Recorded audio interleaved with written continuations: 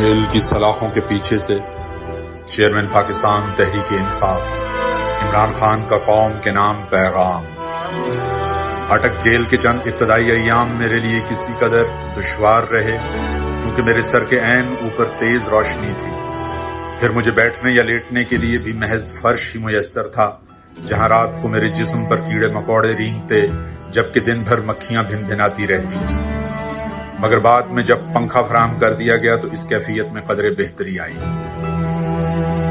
قید میں اب تک گزرنے والے 9 ہفتوں کے اپنے شخصیت پر اثرات کا احوال آپ کے سامنے رکھوں تو رب العزت کے بے پایاں شکر کے ساتھ میں خود کو روحانی، ذہنی اور جسمانی طور پر اس دن سے کہیں بڑھ کر صحت مند اور توانا پاتا ہوں جس روز مجھے قید میں ڈالا گیا۔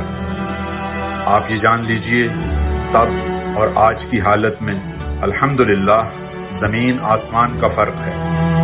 میری نگاہ میں اس قید کی شکل میں میرے رب نے مجھے کلام اللہ کی گہرائیوں میں اترتے ہوئے قرب الہی کی راہیں دریافت کرنے، اپنے مطالعے کو وسعت دینے اور ماضی کے گہرے تجزیے کی روشنی میں حال و مستقبل کی پیش بینی کا نادر موقع عطا کیا ہے۔ لہٰذا میں ہر لحاظ سے خود کو جیل میں آسودہ کر چکا ہوں، چنانچہ مجھے اس سے رتی بھر فرق نہیں پڑتا کہ مجھے یہیں رکھیں یا ملک بھر میں کسی اور قید خانے میں منتقل کر دیں۔ جیل میں کوئی شے مجھے واقعتاً پریشان کرتی ہے تو وہ جیلوں میں ڈالے گئے اپنے بے گناہ کارکنان کی سلامتی، ان کے اہل خانہ کی مشکلات اور بہبود کا احساس ہے جو ہمیشہ میرے دامنگیر رہتا ہے۔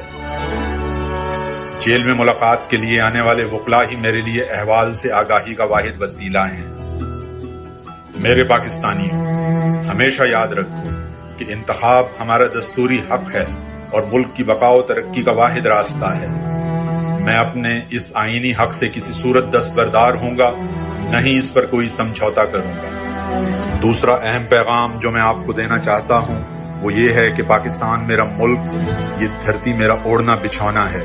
میں کسی طور اپنا وطن نہیں چھوڑوں گا۔ خوف و ترغیبات کی آندھیاں چلا کر ملک چھوڑنے کا سوال اٹھانے والے بتائیں کہ میں اپنا وطن کیوں چھوڑوں۔ میرے پاکستانیوں، یہ بھی خوب اچھی طرح ذہن نشین کر لیجئے کہ میرے خلاف سائفر مقدمہ ڈونلڈ لو باجوہ اور امریکی سفارت خانے کو بچانے کے لیے قائم کیا گیا ہے، تاہم میں حقیقی آزادی کی اپنی جنگ جاری رکھوں گا۔ آپ نے بھی میری اور پاکستان کی لڑائی لڑتے رہنا ہے۔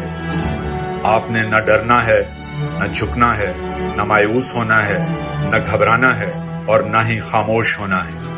رب العزت ہمیں ضرور سرخرو کریں گے انشاءاللہ۔